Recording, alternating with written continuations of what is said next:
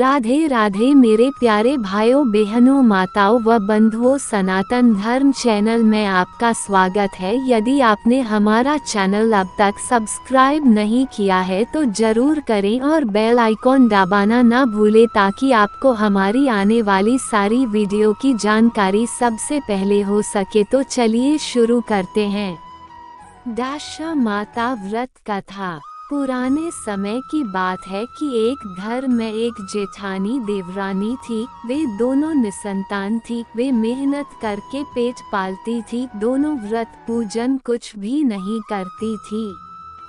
एक दिन दोनों प्रातःकाल गांव में आग लेने गई। उस दिन गांव में दशा माता का पूजन था, इसलिए उन्हें किसी के यहाँ से भी आग नहीं मिली। आग न मिलने पर जेठानी देवरानी से बोली, आज हम दोनों का भी व्रत रहेगा। शाम को आग मिलने पर ही रसोई बनाकर भोजन करेंगी। शाम हो जाने पर जेठानी अपनी पड़ोसन के यहाँ से आग लेने गई। पड़ोसन ने उसे आदर पूर्वक बैठाया। जेठानी ने पड़ोसन से पूछा, दशा माता का पूजन करने से क्या होता है? पड़ोसन ने बताया कि जिस बात की इच्छा करके डोरा लिया जाता है वह इच्छा पूर्ण हो जाती है। जेठानी यह सुनकर पड़ोसन से बोली, अगली बार जब डोरा लेना हो तो मुझे भी बताना, मैं भी डोरा लूंगी। जेठानी जैसे ही आग लेकर घर से बाहर आई तो उसे गाय चरकर आती दिखाई दी। ग्वाला पीछे आ रहा था। उसके कंधे पर एक बछड़ा था और एक गाय बछड़े को चाटते हुए चल रही थी। पड़ोसन ने ग्वाले से पूछा, तुम्हारी गाय के पहली बार प्रसव हुआ है क्या? ग्वाले ने बताया कि हाँ। पड़ोसन ने फिर पूछा, गाय ने बछड़ा दिया है बछिया? ग्वाला बोला, बछड़ा है। ये जानकर जेठानी से पड़ोसन ने कहा कि घर जाकर दशा माता का डोरा ले लो। 9 दिन तक व्रत रखकर कथा सुनना तथा 10वें दिन सिर सहित स्नान करके पूजन करना। दशा माता चाहेंगी तो 10 दिन के भीतर ही तुम्हारी मनोकामना पूर्ण हो जाएगी। जेठानी ने घर जाकर सारी बातें देवरानी को बताई। दोनों ने दशा माता से मनोती मांगी कि यदि हम दोनों की संतान होगी तो हम सुहागिनों को न्योता देंगे। दोनों ने दशा माता का डोरा लिया। दशा माता की कृपा से डोरे की पूजा से पहले ही दोनों देवरानी जेठानी गर्भवती हो गई।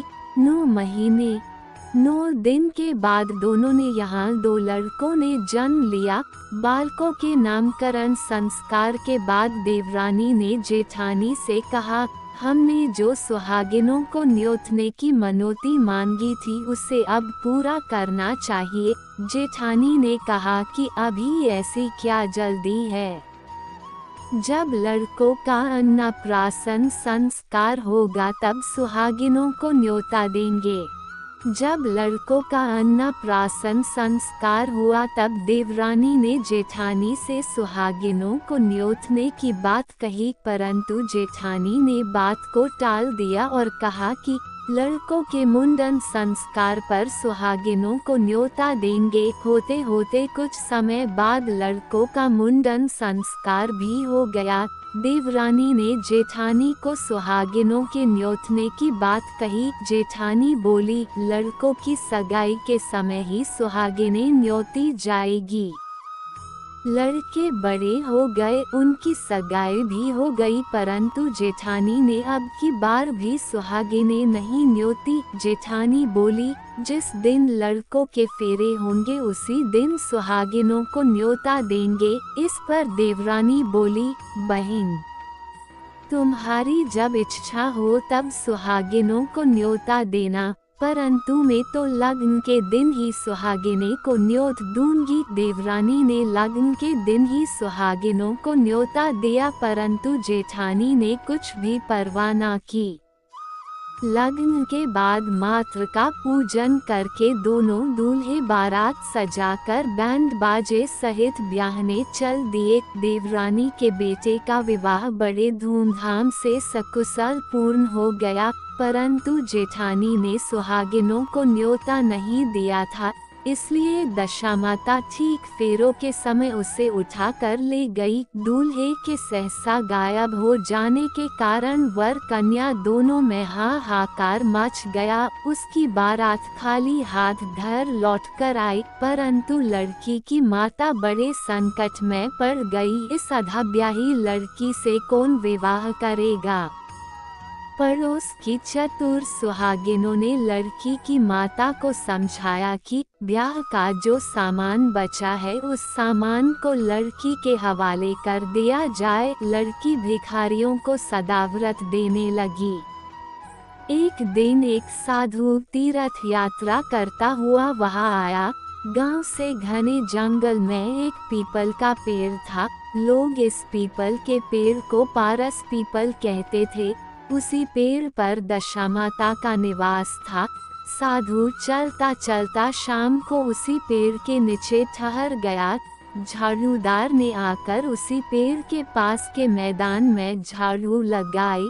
भिस्ती ने मस्क से वहां पर छिड़काव कर दिया तथा माली ने ये फूल बिखेर दिए। तब अनेक देवता अनेक प्रकार की पोशाक पहन कर आने लगे तथा स्थान पर बैठने लगे। सबसे बाद में स्वर्ग के राजा इंद्र का सिंहासन उतरा। इसी के साथ स्वर्ग की अप्सराएं आकर सिंहासन के चारों ओर नाचने लगी।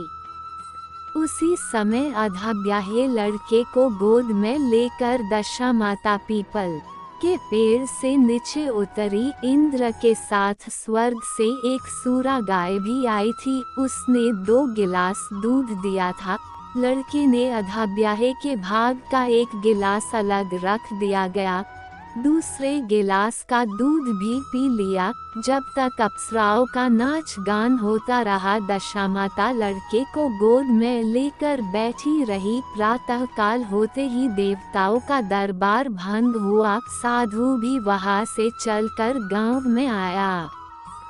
साधु महाराज गांव में भिक्षा मांगते मांगते अधब्याहे लड़की के घर पर पहुंचा। लड़की ने आदर पूर्वक साधु को बैठाया और भोजन तैयार किया। लड़की ने 3 पत्तल परोस कर रखे। पहली पत्तल अधब्याहे अपने पति के लिए रखी, दूसरी पत्तल बाबाजी के सामने रखी और एक पत्तल अपने सामने रखी। बाबा ने अपने आप कहा, वाह, जो बात मैंने रात वहाँ देखी वही बात यही भी देखने को मिल रही है। लड़की ने पूछा, क्या बात है बाबाजी? साधु बाबा ने बात टालते हुए कहा, हम बैरागी लोग ऐसी अनेक बातें कहते रहते हैं। तुम्हें ऐसी बातों से क्या मतलब? तुम तो भोजन करो और भगवान का भजन करो। लड़की ने हट पकड़ ली। उसने कहा, जब तक आप अपनी कही बात का खुलासा नहीं करेंगे मैं भोजन नहीं करूंगी। इस पर भी साधु बाबा चुप रहे। तब लड़की बोली कि आप साधु हैं और मैं सती हूँ। आप या तो अपने कथन को स्पष्ट कीजिए कि आपने रात में क्या देखा, नहीं तो मैं आपको शाप दे दूंगी। तब साधु बाबा ने रात का सारा किस्सा कह सुनाया। ये सुनकर लड़की ने बाबा के साथ पीपल के पेड़ के पास जाने का निश्चय कर लिया। साधु बाबा आगे आगे चले और लड़की उनके पीछे पीछे चलती रही। साधु बाबा लड़की को पारस पीपल के पास छोड़कर चले गए। संध्या होने पर नित्य की तरह जमादार ने झाड़ू लगाई। भिस्ती ने अपनी मस्क से पानी का छिड़काव किया और माली ने फूल बिछाए। देवताओं के राजा इंद्र आए। अप्सराओं का नाच गान प्रारंभ हो गया। उसी समय दशामाता पीपल के पेड़ पर से उतर कर दरबार में बैठ गई। लड़की ने सूरा गाय का दूध लिया और एक गिलास आधा ब्याही लड़की के लिए रख दिया। जैसे ही लड़के ने दूध का गिलास मुंह पर लगाया, त्यों ही लड़की दूसरा गिलास हाथ में लेकर वर के सामने आ गई। वह बोली, अपना भाग लेने के लिए मैं उपस्थित हूँ, मेरे लिए क्या आज्ञा है? मैं सेवा करने के लिए तैयार हूँ। तब लड़का बोला, मैं इस तरह से तुमसे नहीं मिल सकता, मैं दशामाता की सेवा में रहता हूँ। मुझे अभी दरबार में जाकर दशामाता की गोद में बैठना होगा। यदि तुम्हें मुझसे प्यार है तो दशामाता को प्रसन्न करके उनसे मुझे अपने लिए मांग सकती हो, तब मैं तुम्हारा हो सकता हूँ। लड़का दूध पीकर दशामाता की गोद में जाकर बैठा। लड़की अप्सराओं के साथ नाच गाने लगी। जब सवेरा हुआ तो दशामाता ने इस नई लड़की को बुलाकर पूछा, तुम कौन हो? तुम्हारे नाचने से मैं बहुत प्रसन्न हुई, जो कुछ मांगना है मांग लो। लड़की ने दशामाता से वचन ले लिया कि मैं जो कुछ मांगूंगी वह आप मुझे प्रदान करेगी। तथास्तु कहने के बाद लड़की ने दशामाता ने अपने अपने पति को पकड़ कर कहा, मुझे यही चाहिए। दशामाता ने कहा, तूने मांगा तो बहुत, परंतु मैं वचन दे चुकी हूँ, इसी कारण मैं तेरे पति को तुझे वापस देती हूँ। राजा इंद्र ने पूछा कि भगवती, यह सब क्या राज है? मैं इस राज को जानना चाहता हूँ। तब दशामाता ने बताया कि ये लड़का मेरे वरदान से ही प्राप्त हुआ था और इसकी माता ने मनोती मांगी थी कि लड़का पैदा होने पर मैं सुहागिनों को न्योता दूंगी, परंतु उसने अभी तक अपना वचन पूरा नहीं किया। इस कारण मैं इस लड़के को विवाह मंडप से उठा लाई थी। ये लड़की इसकी अधाब्याही पत्नी है और पतिव्रता है। पतिव्रता होने के कारण ये देव समाज में पहुंचकर मुझसे अपना पति मांग रही है। दशामाता के ऐसे वचन सुनकर इंद्र सहित सब देवताओं ने वर वधू के ऊपर पुष्प की वर्षा की। तब तक साधु बाबा भी वहां पर आ गए। साधु बाबा दूल्हा और दुल्हन को साथ लेकर गांव की ओर चल पड़े। जब ये तीनों गांव के समीप पहुँचे तो गांव वालों ने दूल्हा दुल्हन को देखकर लड़की के पिता को सूचना दी कि तुम्हारी पुत्री अब दूल्हे के साथ आ रही है। जिस दिन से लड़की चली गई थी तो उसके पिता ने लोकापवाद के डर से बाहर निकलना बंद कर दिया था। गांव वालों की यह भी बात सुनकर उसने घर के किवाड़ बंद कर लिए। उसने समझा लड़की साधु बाबा के साथ आ रही होगी, इसलिए लोग मेरा उपहास कर रहे हैं। जब गांव के गणमान्य व्यक्तियों ने भी वही बात बताई, तब उसने घर के किवाड़ खोले और बाहर निकला। जब उसने सचमुच अपने द्वार पर लड़की और दामाद को खड़े देखा तो उसकी प्रसन्नता का ठिकाना नहीं रहा। लड़की के पिता ने इस खुशी को मौके पर बहुत दान पुण्य किया और फिर से विवाह की तैयारी की। लड़की ने अपनी माता से कहा कि इस तरह से विवाह नहीं होगा, पहले दूल्हे की माता सुहागिनों को न्योता देकर बारात लेकर आए, तब विवाह के नेग पूरे किए जाए। लड़की के पिता ने लड़के के घर पर खबर भेजी। लड़के की मां ने पहले सुहागिनों को न्योता दिया, तब बारात चली। बड़ी धूमधाम से विवाह हुआ। वर वधू दोनों अपने घर पर आ गए। वधू की खुशी में लड़के की माता ने दोबारा सुहागिनों को न्योता दिया। उसी समय से विवाह के दिन वर के घर पर सुहागिनों का न्योतने की प्रथा चली आ रही है। दशामाता ने जिस तरह सती की दशा बदली, वैसी वह सभी का कल्याण करे।